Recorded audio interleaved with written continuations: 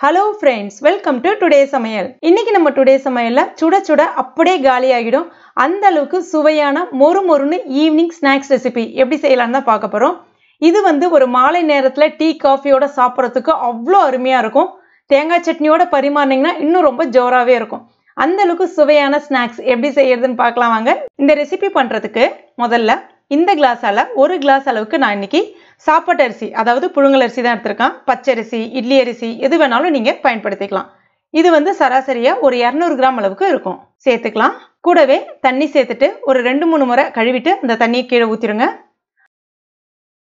அதுக்கப்புறமா மறுபடியும் தண்ணி சேர்த்துட்டு இப்போ இதை ஒரு 2 மணி நேரம் அப்படியே நல்லா ஊற வச்சிடலாம். இப்போ பாருங்க அரிசி நல்லா ஊறி வந்திருக்கு. நான் வந்து கூடவே ஒரு 4 வரமிளகாவும் போட்டு ஊற வச்சிருக்கேன். அதாவது அரிசி ஊற வைக்கும் போதே வரமிளகாவும் சேர்த்து ஊற வச்சிருந்தேன். வீடியோ எடுக்க மறந்துட்டேன், சாரி. இப்போ இந்த தண்ணி மட்டும் நல்லா வடிகட்டிட்டு இதை வந்து நம்ம மிக்ஸி ஜாரில் சேர்த்துக்கலாம். கூடவே எப்பெல்லாம் தண்ணி தேவைப்படுதோ கொஞ்சம் கொஞ்சமாக சேர்த்துட்டு நல்லா நைஸாக இந்த மாதிரி அரைச்சி எடுத்துங்க. இப்போ அரைச்சி எடுத்த இந்த மாவை நம்ம ஒரு பவுலில் சேர்த்துக்கலாம். அடுத்ததாக ஒரு 4 உருளைக்கிழங்கு, அதாவது 300 கிராம் அளவுக்கு உருளைக்கிழங்கு எடுத்திருக்கேன். இதை வந்து ஒரு 4 விசில் விட்டு நல்ல பூக்க வேக வச்சு எடுத்து வச்சிருக்கேன். இப்போ இது மேலே இருக்கக்கூடிய தோலை நீக்கிட்டு சின்ன சின்ன துண்டுகளாக இந்த மாதிரி கட் பண்ணிட்டு மிக்ஸி ஜாரில் சேர்த்துக்கலாம். சேர்த்துட்டு கொஞ்சமாக தண்ணி சேர்த்துட்டு இப்போ இதையும் நல்லா நைஸாக அரைச்சி எடுத்துக்கலாம். இப்போ பாருங்க இந்த மாதிரி நல்லா நைஸாக அரைப்பட்டிருக்கணும். இப்போ இதை ஒரு பவுலில் வந்து சேர்த்துக்கலாம். அடுத்ததான் கூடவே 1/2 டீஸ்பூன் சீரகம், இதற்கு தேவையான அளவுக்கு உப்பு, பொடிசாக கட் பண்ண கருவேப்பிலை இலைகள் கொஞ்சம், கொத்தமல்லி இலைகள் கொஞ்சம் நிறையவே சேர்த்துக்குங்க. பொடிசாக கட் பண்ணிவிட்டு சேர்த்துட்டு எல்லாத்தையும் இந்த மாதிரி நல்லா ஒரு தடவை கலந்து கொடுத்துக்குங்க. மாவோட பதம் வந்து ரொம்ப தண்ணியாகவும் இருந்துடக்கூடாது, ரொம்ப திக்காகவும் இருந்துடக்கூடாது. உங்களுக்கு இந்த பதத்துக்கு தான் இருக்கும். இஃப் இன்கேஸ் சில சமயங்களில் ரொம்ப தண்ணியாக போயிடுச்சு அப்படின்னா கொஞ்சமாக பச்சரிசி மாவு வீட்டில் இடியாப்ப மாவுலாம் வச்சுருப்போம்ல, அதை ஒரு 2 ஸ்பூன் அளவுக்கு சேர்த்துக்கலாம். அந்த மாதிரி சேர்க்கும் போது எண்ணெய் குடிக்காமலும் இருக்கும். இப்போ பாருங்கள் இந்த பதத்துக்கு எடுத்துட்டு போடும்போது சின்ன சின்னதாக இந்த மாதிரி போடணும். இப்போ பாருங்கள் நான் எண்ணெய் சட்டியில் விட்டு காமிக்கிறேன்.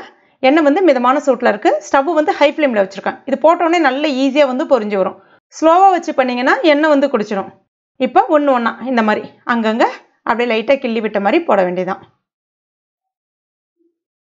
கொஞ்ச நேரத்துக்கு அப்படியே இருக்கட்டும்.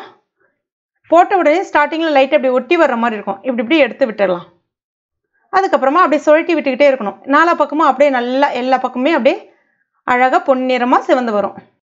இப்போ பாருங்கள் எல்லா பக்கமும் நல்லா பொன்னிறமாக சிவந்து வந்துருச்சு. இது இப்போ நம்ம அப்படியே எண்ணெயை நல்லா வடிகட்டிட்டு அப்படியே எடுக்க வேண்டியதுதான்.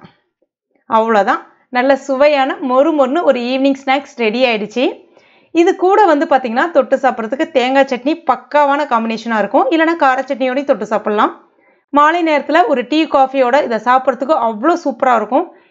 இது வந்து சுட சுட அப்படியே காலியாகிட்டே இருக்கும். நீங்கள் சுட்டு இப்படி வைக்கும் போதே டக்குன்னு காலி ஆகிடும். அந்த அளவுக்கு டேஸ்ட்டாக இருக்கும். கண்டிப்பாக உங்கள் வீட்டில் ட்ரை பண்ணி பாருங்கள்.